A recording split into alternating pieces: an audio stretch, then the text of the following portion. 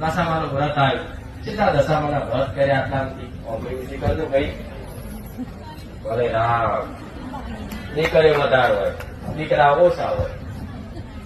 ભલે કેટલા શંકર પાર્વતી નું વ્રત કેવું આવે?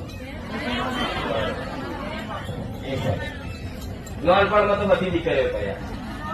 કે ચમ કરે કે પતિ હારો મળે, પણ તો પતિ શંકર જેવો ને રાવણ જેવો જ મળ્યો.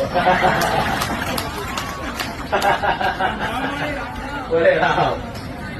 હું નહીં કહેતી જ વ્રત ખોટા છે. હાથી મારા ભગવાને જે જે વિધાન બનાવ્યા બધું સત્ય છે, કોઈ વાત ખોટી નથી.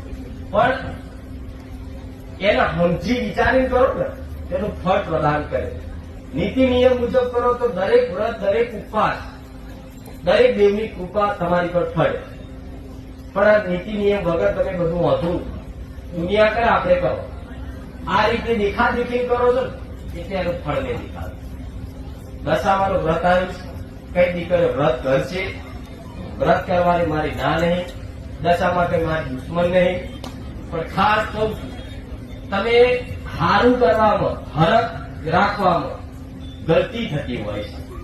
બહુ હરખ રાખો ઉત્સાહમાં તો ગોળું કામ થઈ જાય, ગલતી થઈ જાય. તો દશામાના વ્રતમાં 12 બજારમાં મૂર્તિઓ મળતી હોય. તમે મૂર્તિ લાવશો, ચોગડી બગડી ધોઈ સ્થાપના કરશો, એને નવડાવશો, જે તે વસ્ત્ર જે સુંદરી ઓઢાર હોય ઢોલો કરી બીજી જે કરતા હોય કરશો. અને 10 દિવસ પૂજા કરો ને એની 10 દિવસ પૂજા કરી એને રોજ 2 ટાઈમ આરતી કરતી હોય દીકરી.